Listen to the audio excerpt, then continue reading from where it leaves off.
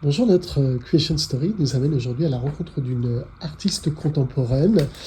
Alors, profil iconoclaste, vous allez commencer par une école de commerce, un MBA aux États-Unis, vous allez travailler à la stratégie chez Sodexo, puis vous allez rejoindre le conseil, retour à Paris pour travailler chez A.T. Kearney, et très vite, vous avez envie d'autre chose.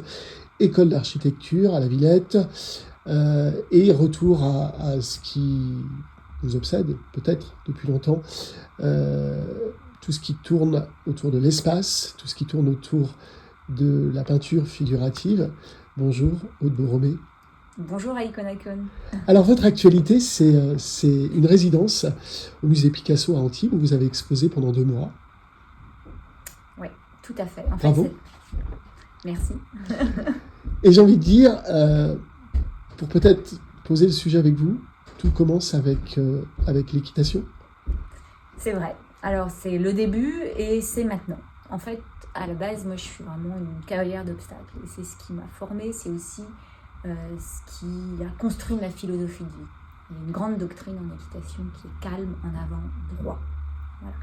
Et aujourd'hui, dans ma pratique artistique, je retrouve totalement... Donc vous étiez à Saumur, entre parenthèses, qui est quand même... Aussi, voilà, pas toujours, l'élite. Mais j'étais là-bas. De la cavalerie. Pas loin. Et en fait, j'ai dû arrêter, c'est ça qui m'a amené à un MBA, et ensuite donc des chemins un petit peu de traverse, aussi beaucoup de marches en haute montagne, voilà, pour retrouver ce sentiment de lien, en fait, à la fois à la nature et à la fois à des choses qui nous dépassent, parce que le cheval, j'aime cette idée de travers, parce que finalement, vous arrivez à la conclusion que ce n'était pas votre voie. Oui. Ah non, tout ce qui était, comme disaient mes amis de l'époque, MBA, stratégie, tout ça, c'était une erreur de casting. Sauf que quand on arrête ce qui nous nourrit dans la vie, il y a un moment où on est un peu perdu. Et donc on suit quelque chose, on ne sait pas trop. Voilà. Mais donc c'est une voie que j'ai arrêtée et je me suis dirigée vers l'architecture. Donc je suis architecte, anciennement on disait DPLG, parce que depuis toujours, je veux, depuis très longtemps, rebâtir des vieilles filatures que je connaissais de mes voyages dans les Cévennes. Et du coup, c'est ça qui m'a amenée vers l'architecture avec le dessin. Voilà.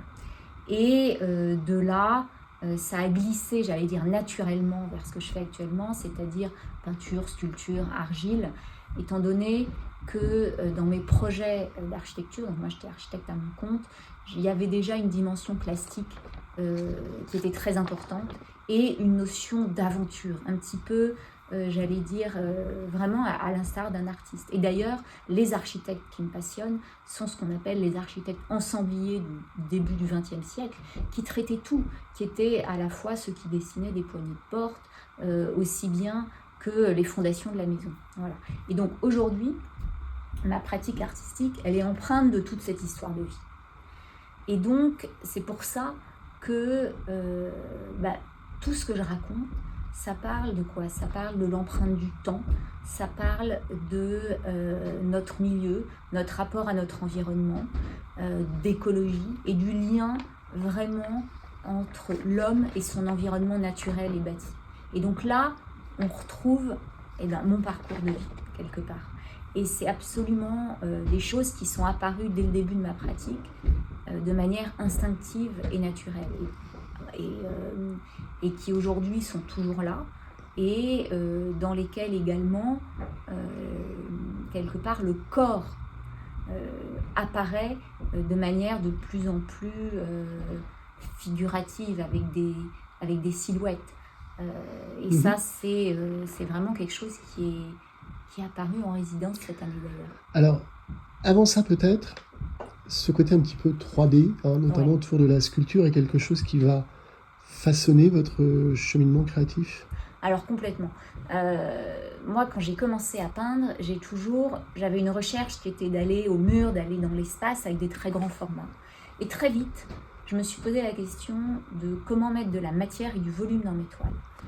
Mais l'obsession de la 3D, finalement, l'obsession de l'architecte. Presque. Exactement. Parce que moi, j'ai vraiment ça. C'est-à-dire, d'ailleurs, je vais dans un espace, je peux ressortir faire le plan. Voilà. il y a vraiment cette notion de vivre dans notre environnement. Et en fait, je me suis mise à bientôt, quand vous sculpter. penserez vos expositions, vous aurez le plan dans vos têtes entre sculpture, Moi, sculpture et peinture.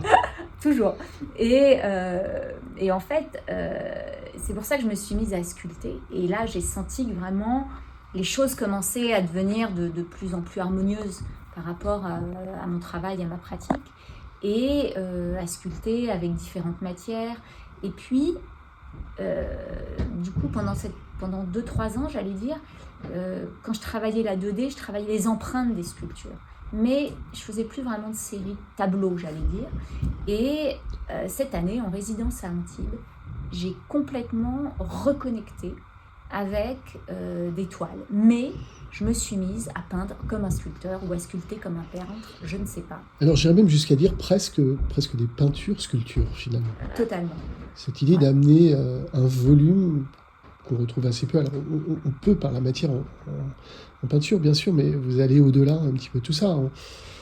C'est-à-dire qu'en fait, je me suis mise à peindre, mais en notifiant ce qui nous entoure et ces fameuses silhouettes et les éléments du paysage, avec des collages de craft, avec des collages de toile sur toile, et surtout avec quelque chose que j'avais démarré en sculpture, qui est un travail à base de cordes et de fils que je viens tisser, tresser, nouer, et que j'appliquais, que j'applique toujours aussi sur mes sculptures, mais que maintenant j'applique sur mes toiles. Donc que vous allez coller sur la toile. Voilà, exactement, avec différentes techniques. Et également que je vais travailler avec de l'argile, parce que j'ai mis au point une technique avec une certaine argile qui me permet de modeler les argiles, tout en utilisant de la corde, du textile, des nœuds, etc. Et en fait, ça me permet quoi tout ça ? Ça me permet, dans mon travail, en fait, j'observe et je retranscris la manière dont les chairs se mélangent, c'est-à-dire les chairs végétales, organiques, humaines, minérales. Et en fait, je vois un petit peu comment tout ça peut, à la fois s'harmoniser ou être en confrontation. Et ça, c'est toute la base de mon travail. Et je travaille en fait d'une manière qui est très animale, très instinctive, d'où toutes ces matières. Et aussi parce que ça part de mémoire enfouie en moi, de tout ce que j'infuse, de tout ce que j'ai infusé par mon passé. Et c'est ça qui sort sur la toile. Important parce qu'on parlait tout à l'heure de la fragilité de la cavalière, par exemple, face à son cheval, ou la fragilité de l'homme face aux éléments. Alors justement, cette idée de personnage et j'ai envie de dire presque de rapiessage, de raccommodage, il y a quoi derrière tout ça ? Alors en fait, moi, mon histoire, toute cette relation à l'équitation, à la montagne, à l'espace, tout ça, on parle de quoi ? On parle du corps. Et donc, moi, je dis que je crée des corps environnementaux. C'est quoi ces corps ? En fait, c'est aussi bien... c'est les corps humains, c'est les corps non humains et c'est leurs relations. Mais bien sûr, avant toute chose, c'est mon corps. Et du coup, toutes ces silhouettes qui apparaissent, ou même tous ces corps architecturés qui apparaissent dans mon travail, ou tous ces végétaux, en fait, je parle de comment ils apparaissent et avec toute cette fragilité, et comment je viens en fait tresser, nouer pour les réparer, pour presque les de la refaire. côte de maille. Ouais. Donc la côte de maille qui pourrait avoir comme objectif la protection, là en l'occurrence elle est là pour reconstruire. Elle est là pour reconstruire. Parce que en fait je pense que moi tout ce que j'infuse du monde c'est en dehors de ce que la société au niveau des informations nous raconte, etc. Parce que moi je m'en protège. Mais par contre ce qui sort c'est quelque part ce qui se passe autour de nous. Donc ça parle de quoi ? Ça parle de ce besoin de en fait réparer notre lien à l'environnement.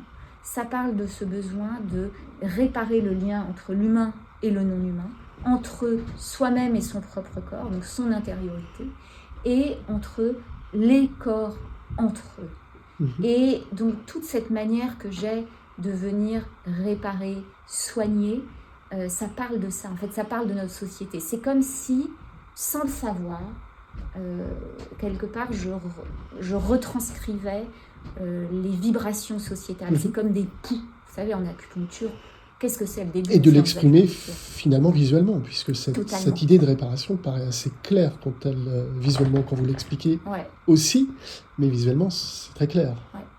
Et il y a quelque chose d'autre qui est important dans cette, je pense, dans aussi cette idée-là, c'est que tout ça, ça parle d'épaisseur. Et donc, ça parle de densité, ça parle de profondeur. Moi, je travaille aussi donc, sur tout ce qui est au niveau de notre environnement. Ça parle de la paroi, ça parle de la roche. Donc, ça parle de cette densité-là. Et la matière vient retranscrire cette densité-là. Et en fait, c'est un travail qui se fait par couches successives et qui se fait dans le temps, qui se fait au long cours. Quand on parle aussi, par exemple, si je reviens juste une minute là-dessus, de l'équitation, c'est un travail au long cours, c'est un travail au quotidien, c'est comme les sportifs de haut niveau. Et en fait, je pense que le travail de l'artiste, pour moi, il s'inscrit là-dedans. Et mon travail et cette façon que j'ai de venir réparer dans le temps et de venir développer des densités, des épaisseurs, elle vient en fait se confronter à une société qui est dans l'immédiateté. Et moi l'image que j'utilise, c'est qu'en fait, je viens à l'opposé de la finesse des écrans qui nous dirigent. Mm-hmm. Voilà. Mais il y a presque aussi cette idée presque de remettre l'homme réparé au cœur de l'histoire, puisque si on regarde bien, on est souvent sur une palette de couleurs assez sombre dans les fonds, et presque un traitement iconique, comme on le verrait dans une icône au travers des ors, des matières un peu précieuses sur les personnages réparés finalement. Ouais. Et aussi, je travaille aussi pas mal des séries qui parlent justement de la mémoire, des marques du passé, du temps. Et ces séries-là, alors elles ont un côté peut-être plus architectural, mais en fait, pour moi, elles sont entre... vous savez, les fenêtres murées, donc cette espèce de poésie liée au temps, et l'autel. J'appelle ça l'autel spirituel parce qu'il n'est pas question de religion, il est question de quelque chose qui est beaucoup plus profond, qui est poétique, philosophique. Et en fait, c'est vraiment, c'est exactement ce que vous dites en fait. Donc, fenêtre murée, autel A-U-T-E-L-S spirituel, des fragments de corps, un peu comme des corps en lambeaux qui sont en réparation, en greffe. Vous avez trouvé un petit peu votre univers pictural, vous ressentez ?